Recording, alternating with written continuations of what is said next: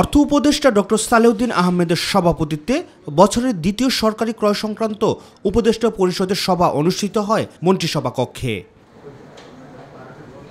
সভায় আন্তর্জাতিক উন্মুক্ত দরপত্রের মাধ্যমে 50,000 মেট্রিক টন নন বাসমতি সিদ্ধ চাল ক্রয় এবং স্পট মার্কেট থেকে 1 কার্গো এলএনজি ক্রয়ের প্রস্তাব অনুমোদন দেয়া হয়। সভা শেষে চলতি শিক্ষাবর্ষের পাঠ্য বই নিয়ে সাংবাদিকদের প্রশ্নের জবাব দেন শিক্ষা উপদেষ্টা ওয়াহিদুদ্দিন মাহমুদ। আমি হিসাব নিয়ে দেখেছি, কোন বছরে মার্চের আগ পর্যন্ত সব বই দেওয়া হয়নি।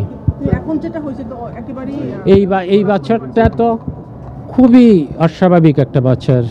যেই বছর আমরা শুরুই করেছি প্রক্রিয়া, আমি আসার পরে সেপ্টেম্বর অক্টোবরে আবার বই পরিমার্জন করতে হয়েছে, বইয়ের সিলেবাস কারিকুলাম নতুন করতে হয়েছে, বইয়ের সংখ্যা অনেক বেড়েছে এবং বিদেশে কোনো বই ছাপানো হচ্ছে না।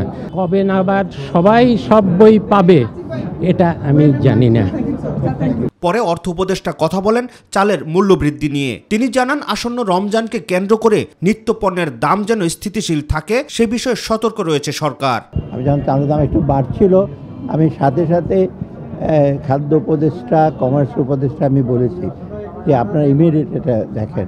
আবার আজকে কিন্তু আমরা নন বাসমতি সিদ্ধ চালের ইম্পোর্ট করে বলেছি এবং আজকেও বলে দিয়েছি আপনারা যেখান থেকে পারেন চাল আপনারা আমদানি করা শুরু করেন। রোজার ব্যাপারে তো আমরা মেল ও খেজুর, ছোলা, ডাল এগুলো অলরেডি ইম্পোর্ট করেছে। আমাকে বলা হয়েছে যে মোটামুটি সয়াবিনটাও কিছুটা সহনীয় হয়ে আসছে, তবে যদি প্রয়োজন হয় আবার দরকার হলে আমরা সয়াবিনের ব্যাপারে সিদ্ধান্ত।